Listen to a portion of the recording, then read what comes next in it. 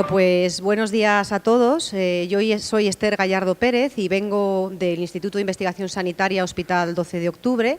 Soy investigadora Miguel Servet 1. Muchas gracias a Ana por haberme invitado a formar parte de esta jornada. Y yo les voy a hablar de la utilización de células madre pluripotentes inducidas como modelo de enfermedad y aproximación a terapia.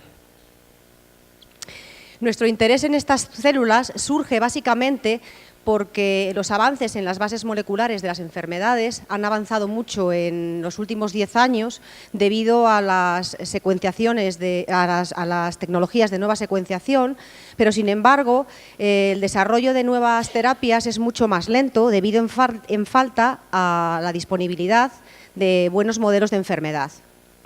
Las alternativas disponibles hasta ahora pues no siempre son todo lo buenas que deberían, y el utilizar células de los pacientes, que a priori podría ser una alternativa mejor, no siempre es posible porque o el tejido humano no está disponible o no es accesible.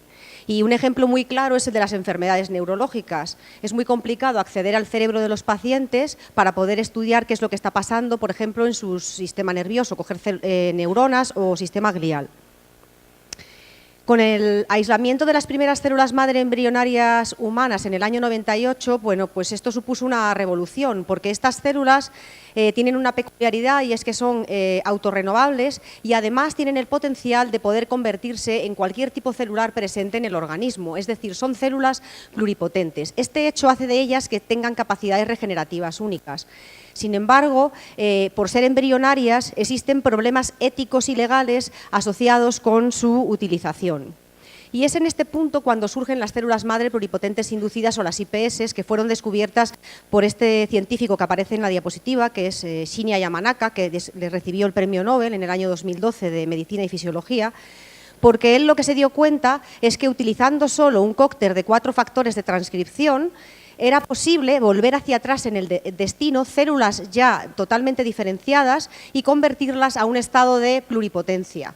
Es decir, células similares a las células madre embrionarias en el sentido de que son autorrenovables y que también pueden diferenciarse a cualquier tipo celular presente en el organismo, pero que en este caso no presentarían los problemas éticos y legales asociados a las embrionarias, puesto que son generadas in vitro y además el hecho de que se obtengan de los propios pacientes tiene la ventaja de que en intervenciones futuras de medicina regenerativa disminuiría lo que sería el riesgo de rechazo inmunológico. En el laboratorio disponemos de una colección bastante amplia de IPS, de enfermedades mitocondriales y también de otras enfermedades raras como la enfermedad de McArdle o el síndrome de Usher. ¿Pero por qué es interesante utilizar IPS? Básicamente porque una vez generadas a partir del paciente, podemos diferenciarlas al tipo celular diana que está afectado en la enfermedad. Por ejemplo, la enfermedad neurológica podríamos diferenciar a las neuronas y poder estudiar qué está pasando. Entonces, en la siguiente diapositiva muestro algunos ejemplos generados en el laboratorio con nuestras IPS en los que hemos diferenciado IPS pues, al tipo celular diana afectado en la enfermedad. Por ejemplo, podemos ver pues neuronas, aquí en esta diapositiva, incluso un vídeo que está poniendo ahora mismo Carlos, en el que se puede ver cómo a partir de una neurosfera, que es un precursor neuronal, se van emitiendo las neuritas a partir de ellas, o cómo se puede generar células de epitelio pigmentario de la retina, como se ve en la parte de arriba de la diapositiva, músculo esquelético en una enfermedad muscular, o cardiomiocitos, como se puede ver en la parte de arriba de microscopía o en el vídeo en el que se puede ver cómo las células laten en la placa de cultivo. Pues bien, una vez generado este tipo celular diana, lo que hacemos es ver qué está sucediendo ahí, ¿no? O sea, caracterizar los fenotipos celulares. ¿Por qué? Porque realmente este sería el modelo de la enfermedad y sería lo que nos permitiría ahondar en los mecanismos fisiopatológicos de la patología que estamos estudiando. Y con un ejemplo muy corto, porque no tenemos tiempo, esto sería un tipo de resultado que podríamos obtener con unas IPS, por ejemplo, de un paciente con una enfermedad mitocondrial que es el síndrome de Lee, que es una enfermedad neurológica. Estas IPS se han diferenciado a neuronas y lo que podemos ver en la diapositiva es que, aunque estas neuronas fisiológicamente funcionan, como se ve aquí, sin embargo, en los vídeos de la parte de abajo podemos ver que en el caso del individuo sano el comportamiento es totalmente diferente que en el caso del paciente. Lo va a poner ahora Carlos, o sea, los dos simultáneamente. Las neuronas a priori, ambas ninguna de las dos son muy respondedoras.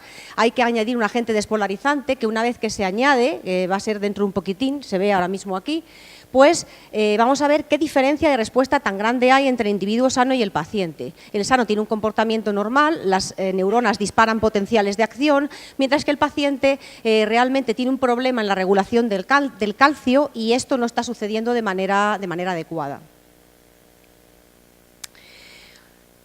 Pues bien, una vez identificado cuál es el mecanismo, cuál es lo que está alterado, qué fenotipo alterado tienen estas células, el siguiente punto sería ver cómo podemos rescatar la alteración, pues por ejemplo realizando un estudio de cribado farmacológico, que es algo muy interesante que se puede hacer con estas células, porque se pueden hacer estudios de reposicionamiento de fármacos o de cribado farmacológico high throughput, con el fin último de identificar fármacos que puedan ser utilizados en medicina personalizada para el tratamiento del propio paciente.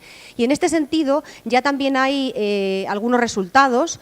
He seleccionado de enfermedades raras y por no hablar más tiempo del que se me tiene asignado, pues comentaros, por ejemplo, que ya se ha puesto en marcha un ensayo clínico para utilizar un fármaco desarrollado a partir de células IPS, que es la rapamicina, para el tratamiento de una enfermedad rara como la fibrodisplasia osificante progresiva. Y la última de las aplicaciones estrella de las IPS sería su utilización en medicina regenerativa.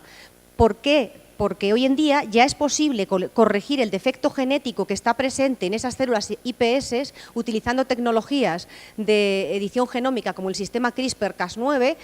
Una vez corregido el defecto, estas células se pueden diferenciar al tipo celular diana afectado en la enfermedad, por ejemplo las neuronas, pero unas neuronas que ya no tienen ese defecto genético y en última instancia, pues purificando estas células se podrían llevar a cabo en el futuro experimentos de trasplante autólogo de las células purificadas.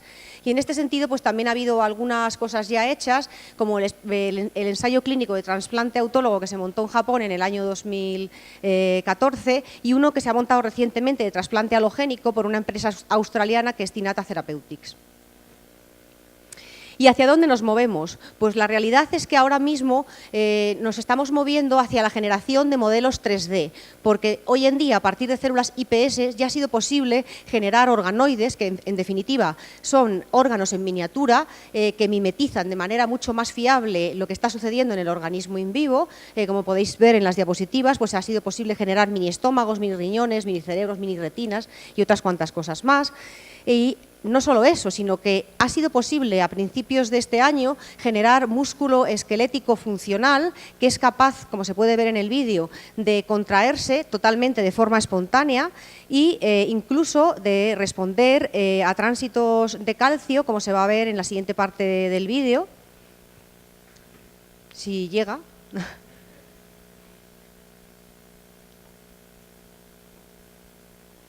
Y ya finalmente quería presentar un par de mensajes resumen para llevarnos a casa, que vamos, básicamente que serían que las IPS pueden ser una herramienta realmente muy útil para generar un modelo de la enfermedad y para utilizarse como una plataforma para el descubrimiento de fármacos, y que la generación de IPS de pacientes corregidas genéticamente con sistema CRISPR-Cas9, por ejemplo, puede ser una herramienta potencial futura para intervenciones terapéuticas en medicina regenerativa. Y nada más, muchas gracias a todos por vuestra atención.